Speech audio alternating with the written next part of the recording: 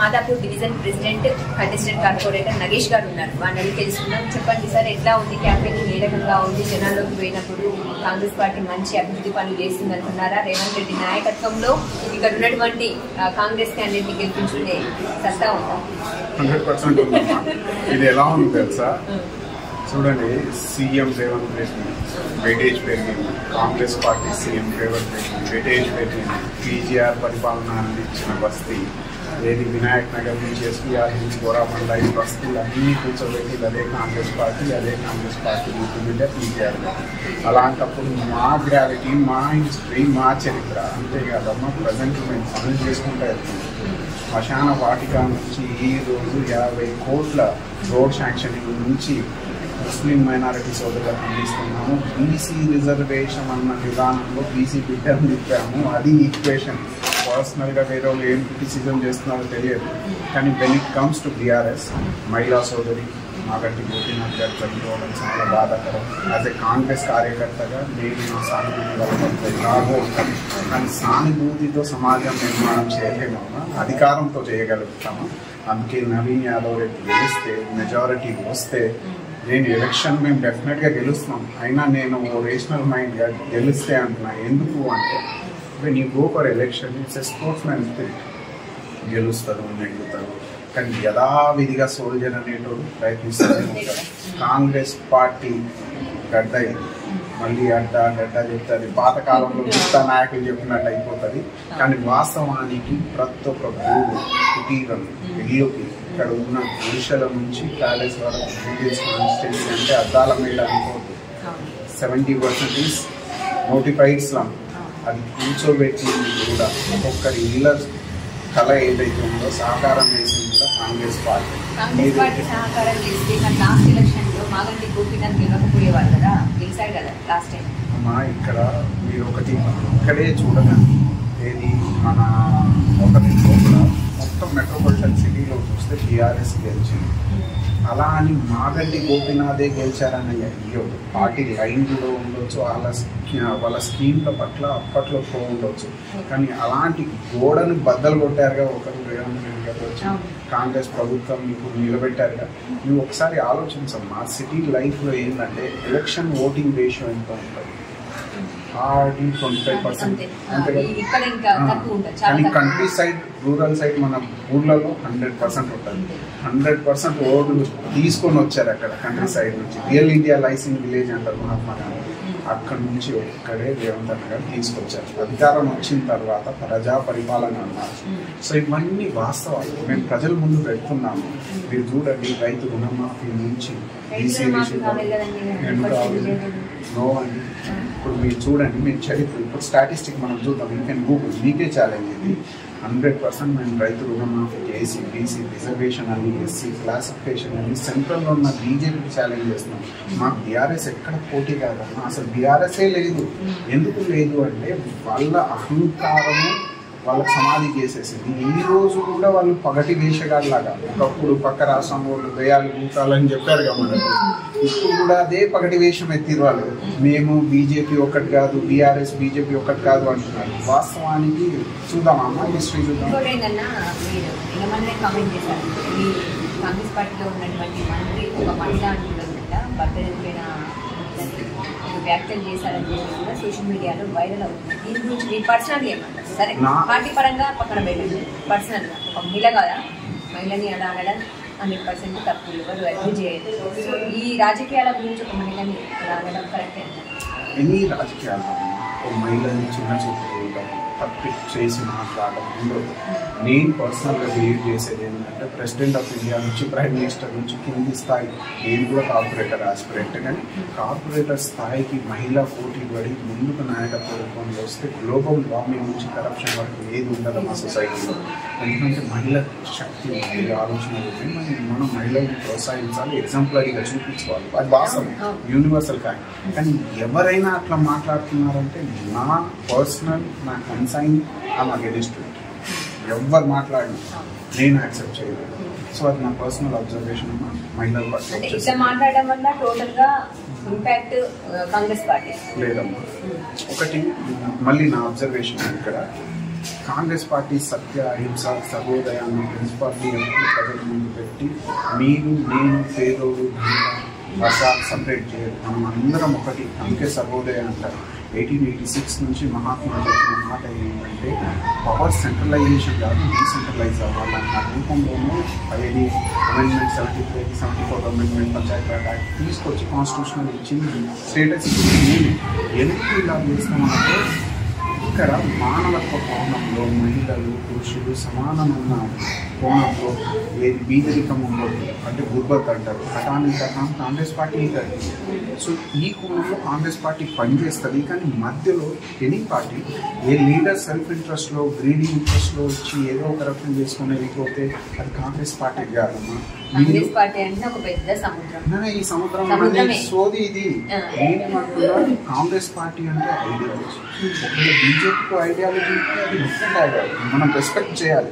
కాంగ్రెస్ పార్టీలో ఐడియాలజీ సత్య అహింస సర్వోదయాలు, అందుకే దానికి తగ్గట్టు పార్టీ పాలసీస్ తీసుకొస్తుంది. రైట్ టు ఇన్ఫర్మేషన్ చూడవచ్చు, రైట్ టు ఎడ్యుకేషన్ చూడవచ్చు, ఫుడ్ సెక్యూరిటీ చూడవచ్చు, యూనివర్సల్ హెల్త్ కవరేజ్ చూడవచ్చు. అంటే నేనేమంటున్నానంటే individual personality is different and their understanding about the society is different. But when it comes to party, గొప్ప Hindu culture లో పుట్టిన పార్టీ 1886 నుంచి కాంగ్రెస్ పార్టీ. ఇక్కడ మెయిన్ గా మీరు జర్నలిజం లో ఉన్నారు కాబట్టి మీరు ప్రజల్ని చెప్పాలి. సిటీ సరౌండింగ్స్ లో ఉన్నారు కాబట్టి హైడ్రా అని ఒకటి తీసుకొచ్చారు.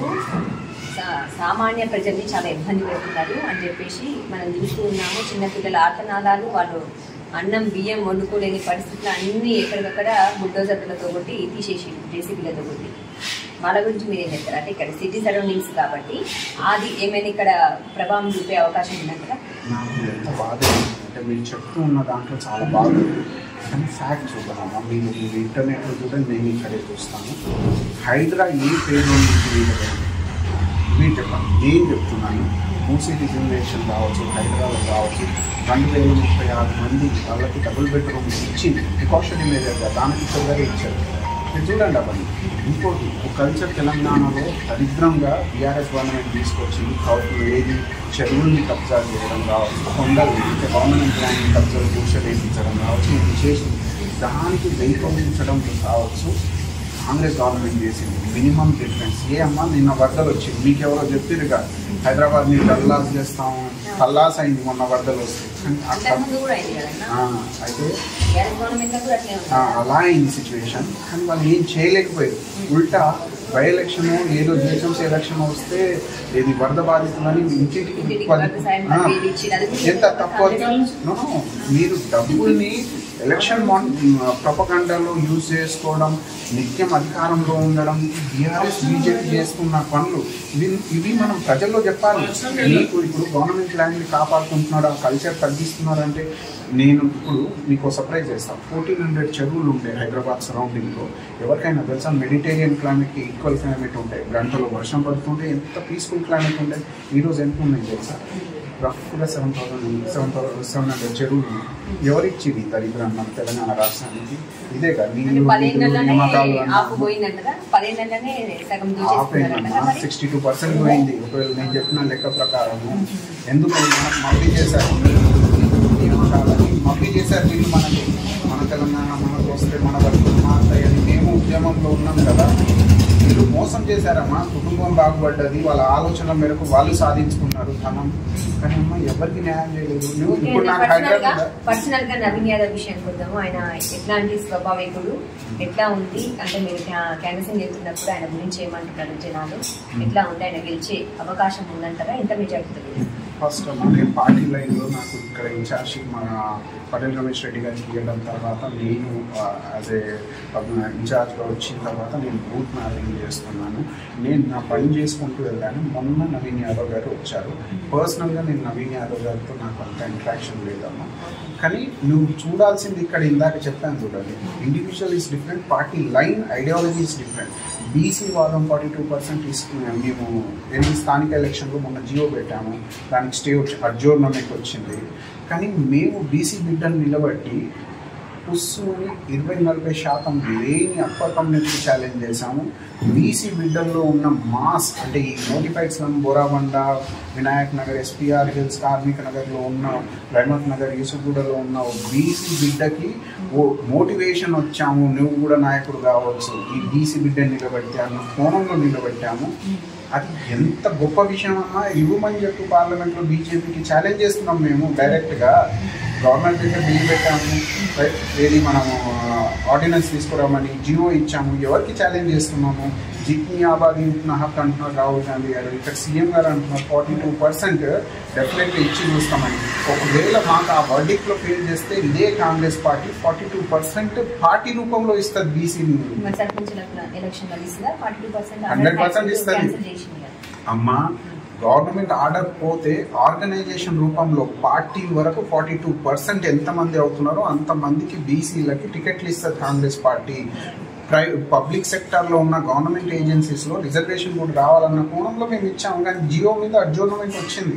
కానీ మా పోరాటం, మా ఇంప్లిమెంటేషన్లో ఎంత హానెస్టీ ఉంది తెలుస్తుందమ్మా నీకు. నువ్వు ఒక్కసారి ఆలోచించు, మహిళా సోదరులు బీసీలో నాయకత్వ రూపంలో వస్తే నీకెంత స్ట్రెంత్ పెరుగుతుంది, మంచి అనేది ఎంత పెరుగుతుంది సొసైటీలో. ఇది వాస్తవాలమ్మా. ఇవన్నీ ఏది అవాస్తవాలు చెప్పే వాళ్ళకేమంత అర్థమవుతుంది. దళితులు సీఎం అయిందా, ఇంటింటికి ఉద్యోగం వచ్చిందా, 3 ఎకరాలు వచ్చిందా, రాలేదా? ఇవన్నీ మాట కాదు.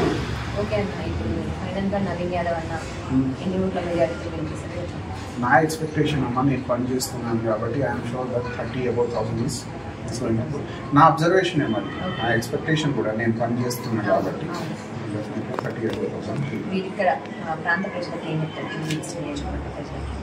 డెఫినెట్గా ప్రాంత ప్రజలకు నేను చెప్పేది ఏంటంటే అమ్మ, అధికారంలో ఉన్న పార్టీ క్యాండిడేట్ గెలిస్తే వాస్తవానికి చాలా మేలు జరుగుతుంది. అది గ్రహించాలి. ఇక్కడ ఉన్న మాస్తో పాటు చదువుకున్న వాళ్ళకి నేను ఇదే అపీల్ చేస్తున్నా ఏంటంటే, don't go by illogical thing. ఏది అదేదో గ్యారంటీ కార్డ్ అని మళ్ళీ ఇంకో వేషం కట్టారు వాళ్ళు బీఆర్ఎస్ వాళ్ళు. వీటిలో వెళ్ళొద్దు. అధికారంలో ఉన్న గవర్నమెంట్కి మీరు క్యాండిడేట్ని గెలిపించేస్తే జూబ్లీహిల్స్ నియోజకవర్గంలో ఉన్న కొన్ని కుటుంబాలు బాగుపడతాయి, పేద కుటుంబాలు. At the same time comfort living of the Jubilee Hills ఎవరైతే ఉన్నారో ఎలైట్స్, వాళ్ళ కంఫర్ట్ లివింగ్ పెరుగుతుంది. అవాస్తవాలకి వెళ్ళి సింపతి ఉంది ఆవిడకి, బీఆర్ఎస్ వాళ్ళకి, but we have equal sympathy towards her. మాలాంటి గోపినాథ్ ఆ కుటుంబానికి అలా జరగదు. కానీ జరిగిన తర్వాత ఇక్కడ యుద్ధంలో సోల్జర్ని పంపాలి. ఆ కోణంలో మా క్యాండిడేట్ని మేము గెలిపించుకోవాలని శత విధాలుగా ప్రయత్నిస్తాము. నా మెసేజ్ ఇంతే, జూబ్లీహిల్స్ ఎలైట్ క్లాస్కి, మాస్కి నేను చెప్పబోయేది ఏంటంటే, అధికారంలో ఉన్న పార్టీ క్యాండిడేట్ గెలిస్తే డెఫినెట్గా న్యాయం జరుగుతుంది. ప్రతి ఒక్క మైనారిటీ బహుజన సమాజంలో ఉన్న రైట్స్ ఫుల్ఫిల్ అవుతాయి. జూబ్లీహిల్స్లో ఉన్న కంఫర్ట్ లివింగ్, రోడ్ నుంచి, కరెంట్ నుంచి, వాటర్ ఫెసిలిటీస్ వరకు టైం తగ్గుతుంది. That is my message.